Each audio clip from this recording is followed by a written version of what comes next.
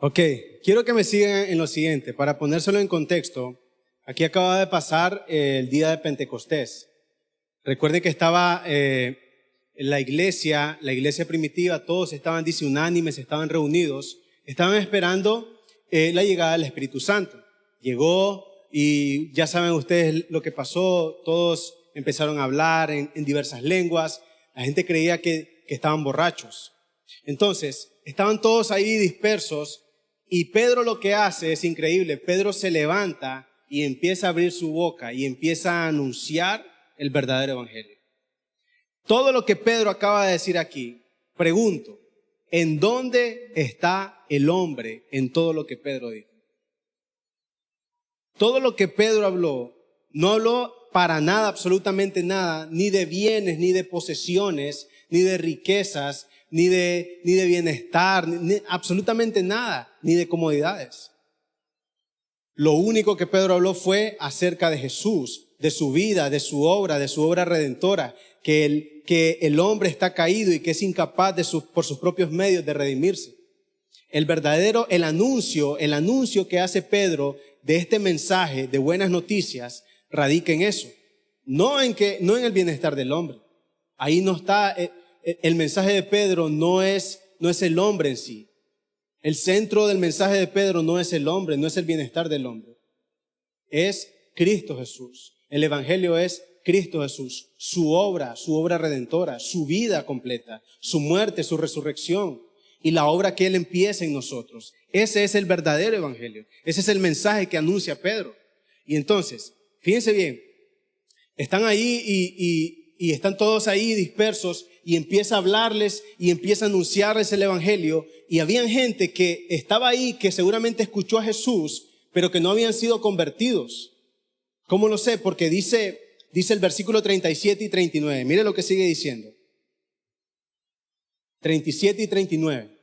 Al oír esto, se compungieron de corazón y dijeron a Pedro y a los otros apóstoles: varones hermanos, ¿qué haremos? Pedro les dijo: arrepentíos y bautícese cada uno de vosotros en el nombre de Jesucristo para perdón de los pecados, y recibiréis el don del Espíritu Santo. Porque para vosotros es la promesa, y para vuestros hijos, y para todos los que están lejos, para cuantos el Señor nuestro Dios llamare. Imagínense qué increíble. O sea, Pedro abre su boca y ustedes saben inmediatamente, son ganados varios, miles. Pero lo que me llama la atención es la palabra con la que inicia el versículo 37. Dice que los que estaban ahí, los que escucharon, dice que se compungieron en su corazón. Esa palabra, la traducción, es una palabra griega que lo que significa es que fueron atravesados. Fueron atravesados sus corazones por la palabra que Pedro soltó, por el mensaje de buenas noticias que Pedro soltó. Ellos fueron atravesados en sus corazones, ellos fueron quebrados en sus corazones. Claro, porque es que obviamente no tenía nada que ver con ellos, no tenía nada que ver con su bienestar. Al ver la santidad de Jesús, al ser expuestos a la santidad de Jesús, a la obra redentora de Jesús, al sentirse ellos impuros, delante de Dios y que Jesús tomó su lugar, en ese momento su corazón fue atravesado, se volvió chiquito seguramente. Su corazón dice que se compungió, la palabra del Señor atravesó el corazón de ellos. Inmediatamente ellos preguntaron: ¿qué hacemos? ¿Qué es lo que tenemos que hacer? ¿Traemos una ofrenda? ¿Traemos un diezmo? ¿Qué tenemos que hacer? Y la respuesta de Pedro es, ¿cuál es? Arrepiéntanse. Simple y sencillamente. El verdadero evangelio te va a llevar primeramente al arrepentimiento. Al arrepentimiento te va a llevar. Te va a llevar a arrodillarte, a reconocer la deidad de Jesús, a reconocer que Él es todo para nosotros, que sin Él nosotros no estaríamos aquí. Eso es lo que te lleva a reconocer el verdadero mensaje del evangelio. Eso. A ser atravesado en tu corazón y a llorar delante de Él por la culpa. O sea, ¿qué hacemos nosotros al ser expuesto delante de Dios, al ser expuesto delante del evangelio, con esa culpa que sobresale?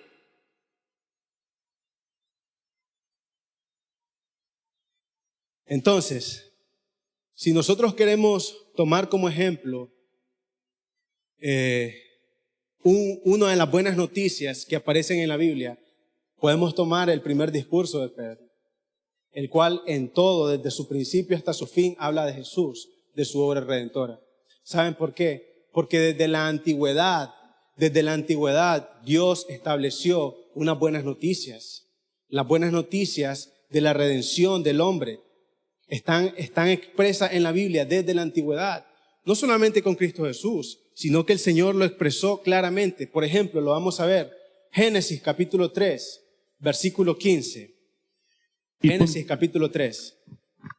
Y pondré enemistad entre ti y la mujer, y entre tu simiente y la simiente suya. Esta te herirá en la cabeza, y tú le herirás en el calcañar. Ok, aquí esto es algo que se conoce como el primer evangelio. Me imagino que tal vez el pastor va a hablar de esto en los próximos domingos, pero esto básicamente es una metáfora, una alusión a la futura obra de redención que el Señor ya estaba destinando para nosotros. Esto pasa inmediatamente después de la caída. Quiero que entienda, aquí cuando el Señor menciona esto, ustedes y yo aquí ya estábamos muertos en delitos y pecados, fritos con tortilla y chicharrón. Estábamos fritos. Aquí es después de la caída. Aquí todos nosotros estamos destituidos del reino de Dios, de la gloria de Dios. Y entonces hay una sentencia, ¿verdad?, para la mujer, para el hombre y para la serpiente. Pero dentro de eso, el Señor menciona algo y dice que la simiente, la semilla de la mujer, va a tener enemistad contra la simiente de ella, de la serpiente. Y va a pasar algo muy, muy increíble. Y es que esta semilla dice que lo va a herir en la cabeza. Y la serpiente lo va a herir en el calcañar. Hablando acerca de la obra redentora de Jesús. Quitándole el dominio a Satanás de nuestras vidas. El dominio del pecado que estaba sobre nosotros. Le iba a aplastar la cabeza. Obviamente el Señor dice, obviamente va a ser dañado porque tenía que ser entregado. Él se iba a entregar. Él iba a morir. Pero desde ahí estaban las buenas noticias de salvación para nosotros. Desde aquí ya había sido destinado un plan de salvación. Bueno, desde antes de la fundación del mundo, pero desde aquí había sido anunciado unas buenas noticias, las buenas noticias del Evangelio.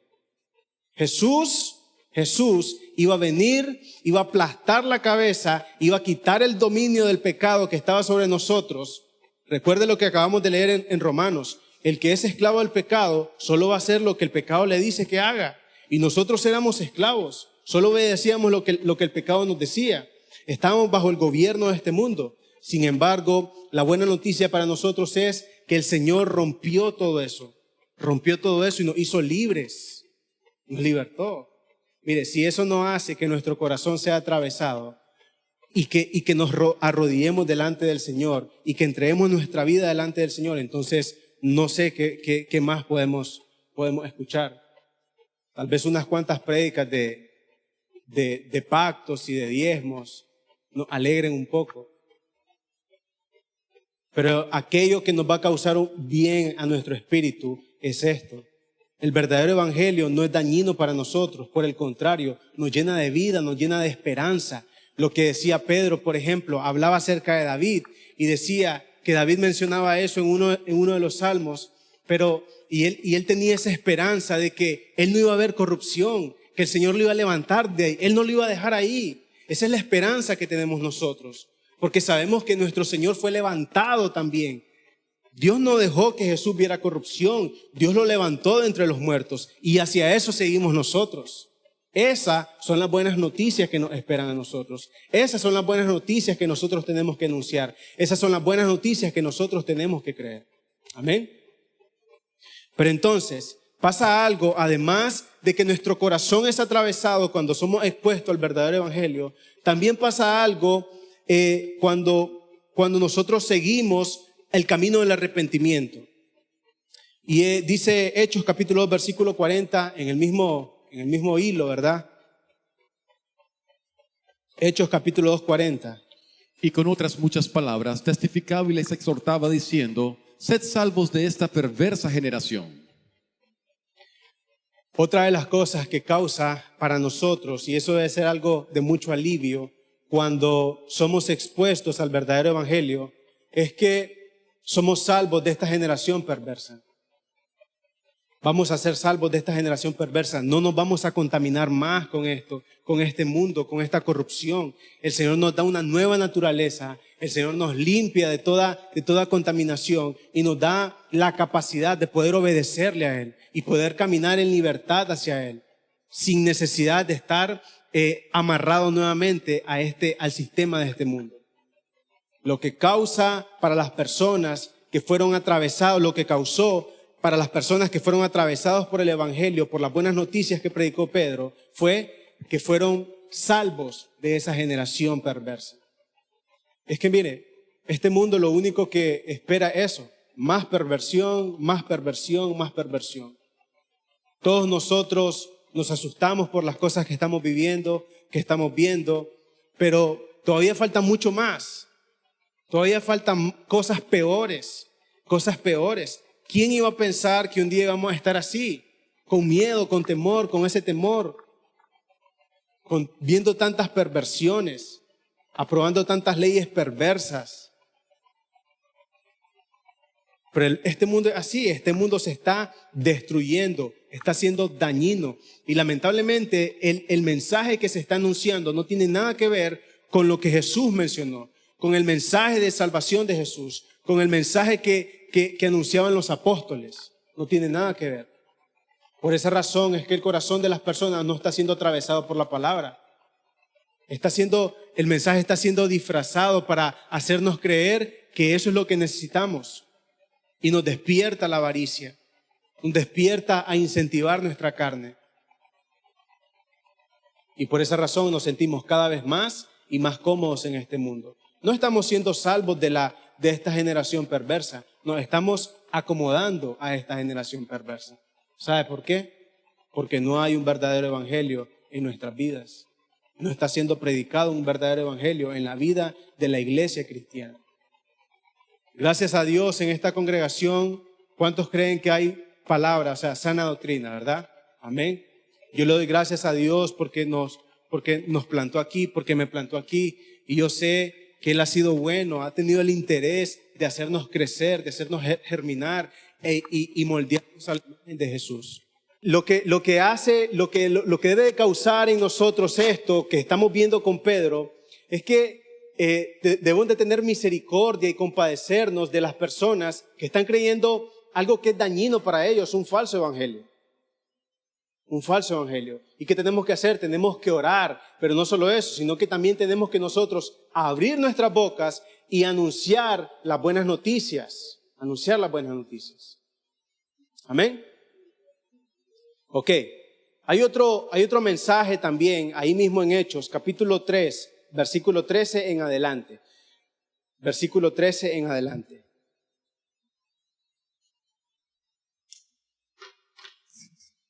El Dios de Abraham, de Isaac y de Jacob, el Dios de nuestros padres, ha glorificado a su Hijo Jesús, a quien vosotros entregáis y negáis delante de Pilato, cuanto éste había resuelto ponerle libertad. Mas vosotros negasteis al santo y al justo y pedisteis que os diese un homicida, y matasteis al autor de la vida, a quien Dios ha resucitado de los muertos, de lo cual nosotros somos testigos.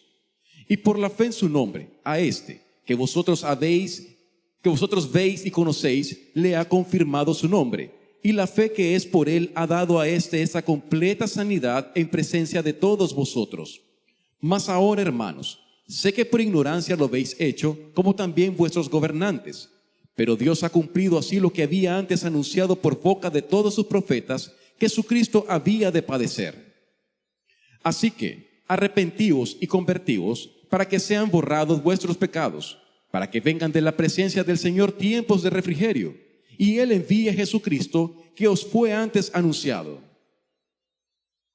a quien de cierto es necesario que el cielo reciba hasta los tiempos de la restauración de todas las cosas, de que habló Dios por boca de sus santos profetas que han sido desde tiempo antiguo. Porque Moisés dijo a los padres: el Señor vuestro Dios os levantará profeta de entre vuestros hermanos, como a mí. A él oiréis en todas las cosas que os hable. Y toda alma que no oiga a aquel profeta será desarraigada del pueblo. Y todos los profetas desde Samuel en adelante, cuantos han hablado, también han anunciado de esos días. Vosotros sois los hijos de los profetas, y del pacto que Dios hizo con nuestros padres, diciendo a Abraham: en tu simiente serán benditas todas las familias de la tierra. A vosotros primeramente Dios, habiendo levantado su Hijo, lo envió para que os bendijese a fin de que cada uno se convierta de su maldad.